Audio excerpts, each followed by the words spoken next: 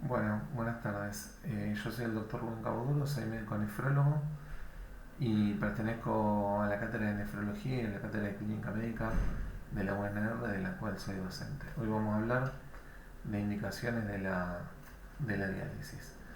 La- el tema de la indicación de diálisis de urgencia, pero yo eh, me voy a expandir un poco y voy a hablar de la diálisis en general, ya que creo que va a ser una de las pocas veces que los alumnos van a estar expuestos a este tema que es el tema de la diálisis.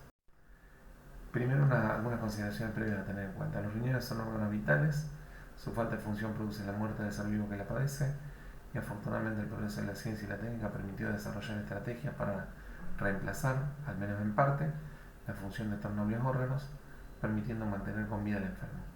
Estas estrategias se llaman en general terapia de reemplazo de la función renal y se abrevian así, TRR.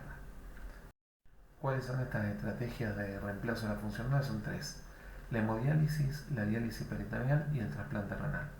Cada una de estas modalidades tiene submodalidades y vamos en este caso, que es una charla general, no vamos a entrar en detalles. Vamos a decir, cuando hablemos de diálisis, de acá en adelante nos vamos a estar refiriendo a la hemodiálisis específicamente, que es la técnica más ampliamente usada a nivel mundial por frecuencia, el número de pacientes que la realizan, y debido a que la mayoría de los estudios de cuando empezar terapia de reemplazo renal se han hecho con esta modalidad de hemodiálisis principalmente. Un poco una visualización de lo que es el problema de la enfermedad renal. En Argentina, según el Registro Argentino de Diálisis Crónica, el SINTRA, del 2018, la incidencia de pacientes en terapia de reemplazo renal es de 7.000 pacientes por año, es decir, cantidad de pacientes que ingresan por año a diálisis. Esto da una cifra de 160 pacientes por millón de habitantes. Y la prevalencia de pacientes en diálisis, es decir, cantidad de pacientes al momento actual, es aproximadamente 30.000 pacientes en Argentina, es decir, 673 pacientes por millón de habitantes. La enfermedad renal crónica a nivel mundial es la décima causa de muerte eh, de, por todas las, digamos, tomando en cuenta todas las enfermedades, y es una enfermedad que tiene alta morbilidad y baja calidad de vida. Y un poco para tener en cuenta aspectos económicos de esta enfermedad, en Estados Unidos la diálisis representa el 7% del gasto total en salud para el 1% de la población que está afectada por esta patología, o sea que es una enfermedad que es cara. ¿Cuáles son las indicaciones clásicas de la diálisis? Y estas podríamos decir que serían las indicaciones de urgencia, es decir, cuando tenemos que dializar de urgencia a un paciente cuando tenga estas características, que son características que pueden poner en riesgo la vida de forma inminente. Entonces, sobrecarga hídrica refractaria al tratamiento médico, acidosis metabólica refractaria al tratamiento médico, hiperpotasemia, hiperfosfatemia, hipercalcemia o hipermagnesemia refractaria al tratamiento médico, uremia sintomática o sobredosis o intoxicación con algún fármaco o droga puntual que sea dializable, como por ejemplo el metanol. Estas son las indicaciones eh, clásicas de inicio urgente de terapia dialítica. Quiero destacar una cosa: fíjense que las tres primeras eh, dicen refractaria al tratamiento médico, es decir, siempre primero hay que tratar médicamente a estas características clínicas, y en el caso que no den resultado el tratamiento médico, ahí sí uno va a la diálisis.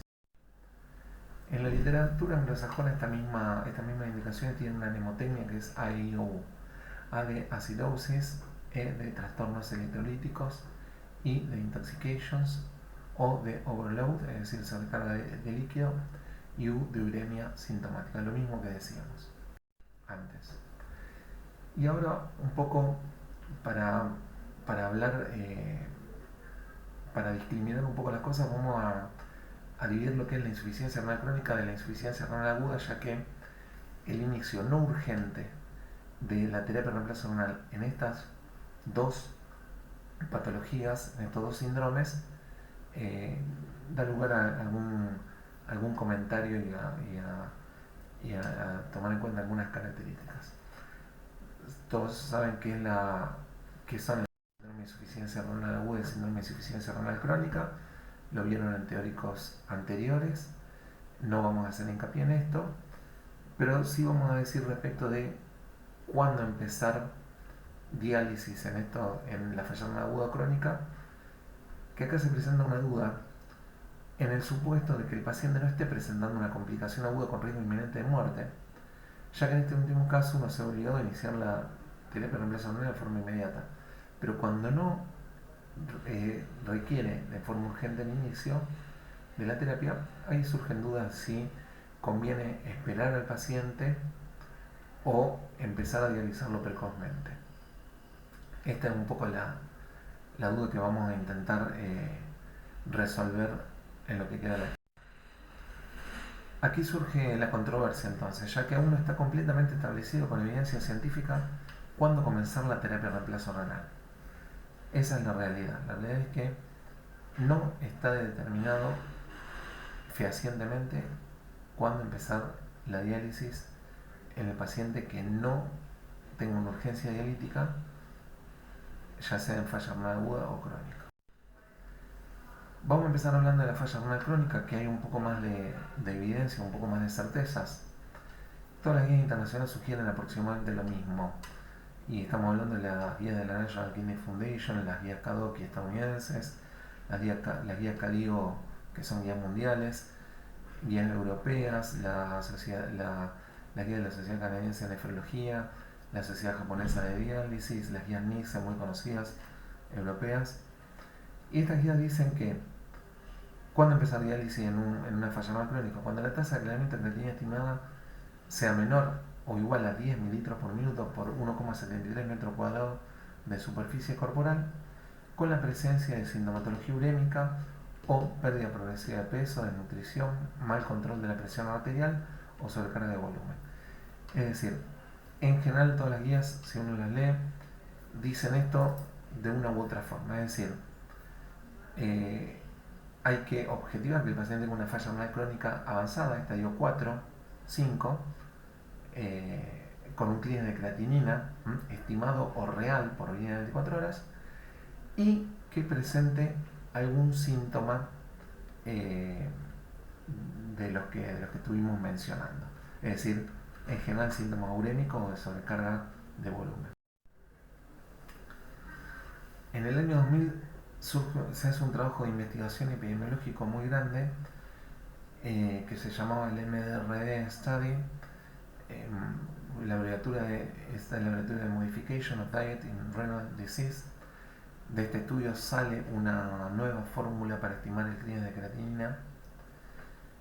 Este estudio establece que la progresión de la falla renal crónica determina disminución de la ingesta proteica e hipolinemia progresiva, ambos factores relacionados con la mortalidad en la población enferma renal crónica, lo que genera una tendencia por extrapolación a ingresar a los pacientes a terapia de reemplazo renal crónico con clearance de creatinina estimados más altos, pensando que esto disminuiría el riesgo de muerte de esta población, definiendo lo que sería el comienzo temprano versus comienzo tardío de la terapia de reemplazo renal. Entonces, a partir de este trabajo se hipotetiza que si uno iba a tratar más precozmente la falla renal, iba a tener mejor ingesta proteica, menos hipolinemia y menos mortalidad.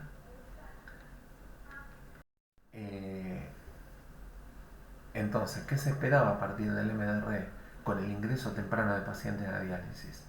Es decir, con clearance de creatinina estimados o medidos mayores. Disminución de la tasa de mortalidad, mejoría del estado de nutrición de los pacientes y disminución de la tasa de hospitalización. Desde este punto en adelante se realizan muchos estudios experimentales, la mayoría fueron observacionales. Hay un solo trabajo randomizado, controlado, doble ciego, y un solo metaanálisis referente a la controversia entre inicio temprano versus inicio tardío de la diálisis a la falla renal crónica.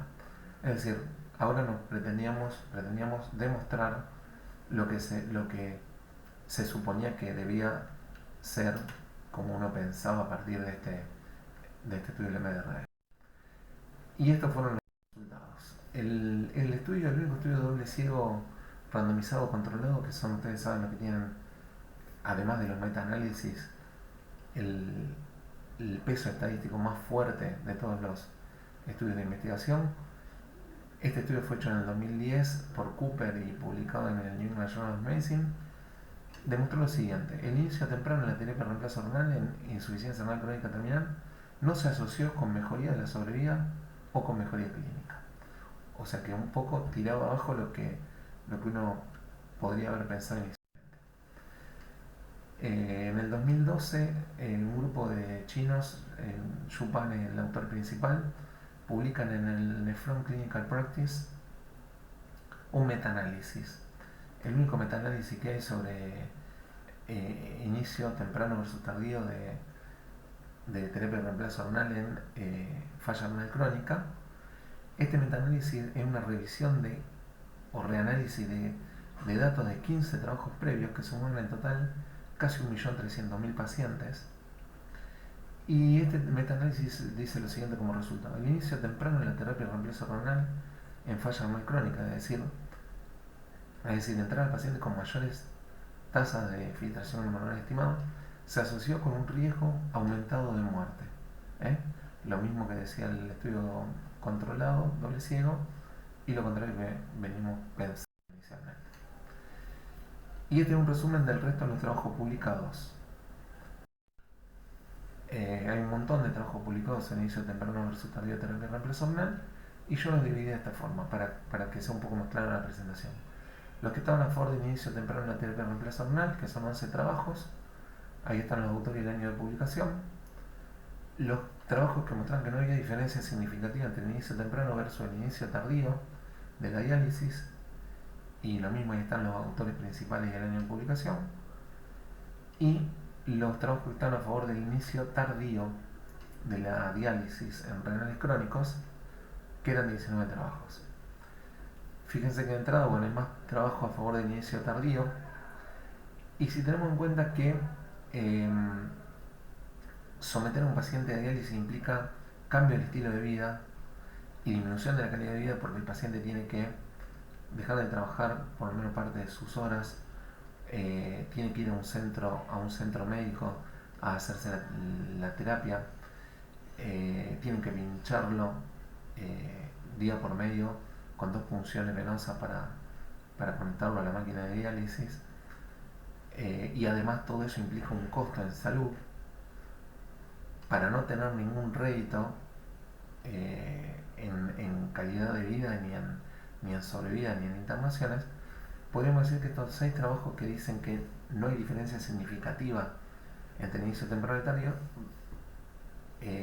respaldan el inicio tardío de la terapia, del inicio de la diálisis en crónico. O sea que en definitiva habría 25 trabajos que favorecen el ingreso tardío a diálisis contra 11 que bregan a favor del inicio temprano. La mayoría de estos trabajos son los que están reanalizados en el metaanálisis que presenté anteriormente, en el cual se define que el inicio temprano no solo que no es conveniente, sino que puede ser perjudicial o aumenta el riesgo de vida o complicaciones. Y respecto al inicio de la terapia de reemplazo renal en la falla renal aguda, ¿qué tenemos? Bueno, esto no vamos a hacer hincapié en los criterios de clasificación de la falla renal aguda, los criterios Riff, Lakin y Cadigo, que ustedes bien los conocen porque ya vieron en los seminarios y estudiaron. La falla renal aguda se estratifica según 2 criterios objetivos, que son el ritmo diurético y el aumento de la creatinina sérica a lo largo de un periodo de tiempo, y así se clasifica la gravedad de la falla renal aguda. Esta clasificación estas clasificaciones, que en realidad son similares, muestran más o menos lo mismo, es lo que uno usa para decir, bueno, en qué punto de la falla renal aguda entramos a un paciente a terapia de reemplazo renal. Y también entonces se se hicieron trabajos para ver si